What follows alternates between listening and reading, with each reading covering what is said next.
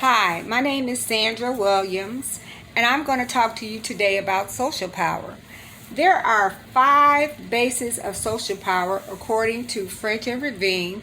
There's legitimate power, and this power comes from the belief that a person has the formal right to make demands and to expect others to be compliant and obedient. There's a reward power. This results from one person's ability to compensate, whether it be in money or rewards, compliance for good behavior in the workplace.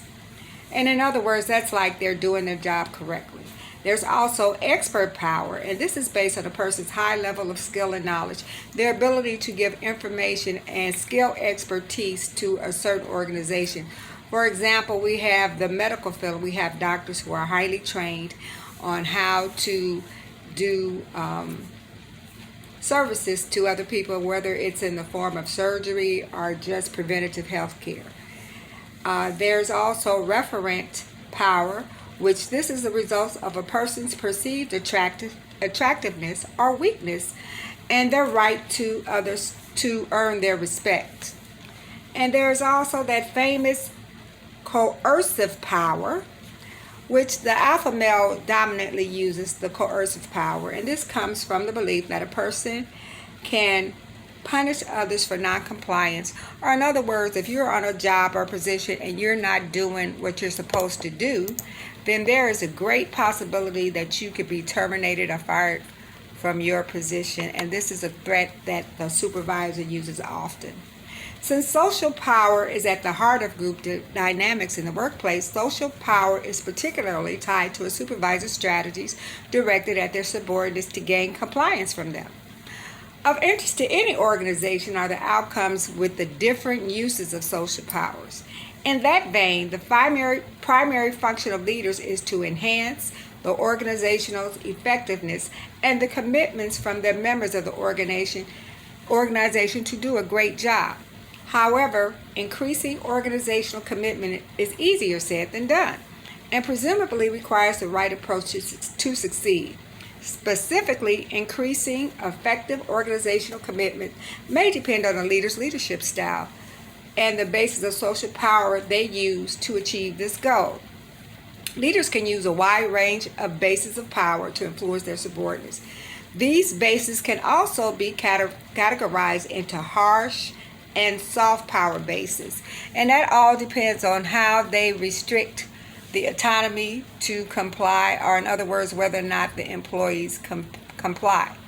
Raven goes on to talk about the interpersonal power interaction model, or the IPIM model, which tells about 6 bases of power into 11 different bases of power, and they specifically target coercive and reward power, which were further differentiated into impersonal threats of punishment, of promises or rewards, or threats of demotion or promises of rewards and pay.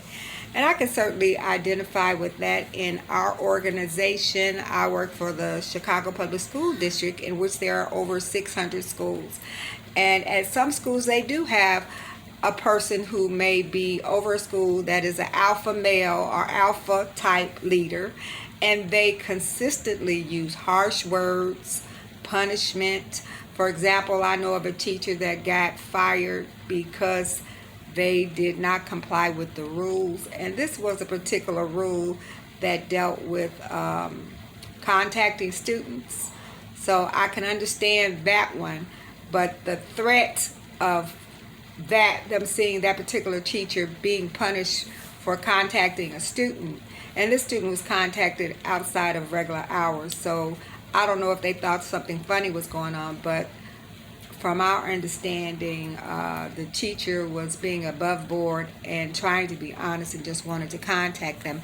And the principal at this particular site just wanted to get rid of the employee at any cost because they were elderly. So that was used as an excuse to punish an employee or threaten them.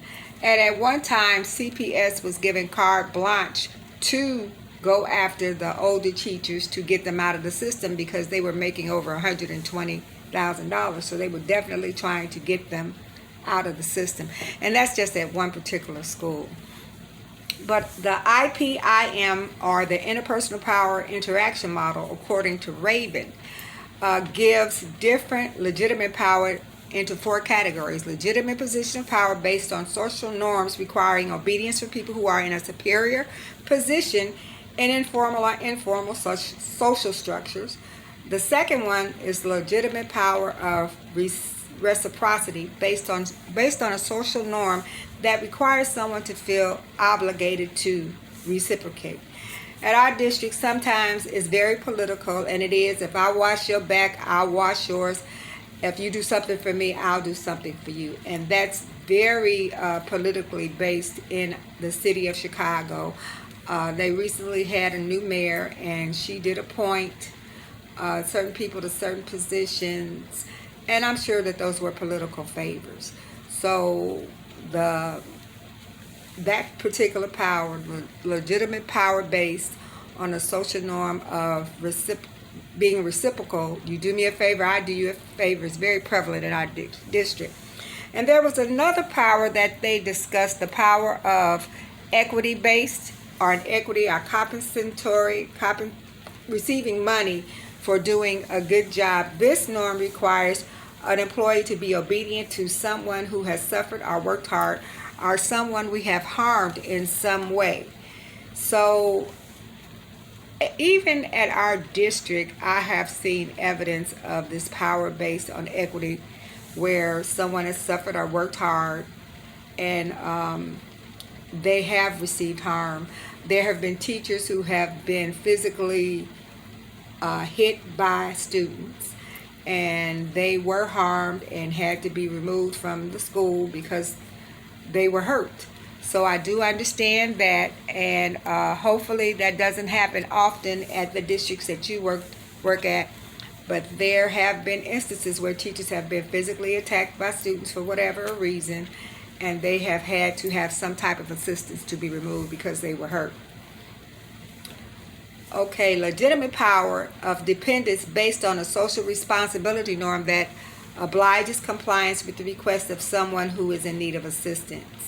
For example, at our district, we had compliance issues with special education because the district did not give service to transportation. They did not allow for paraprofessionals to be paired with students who need them.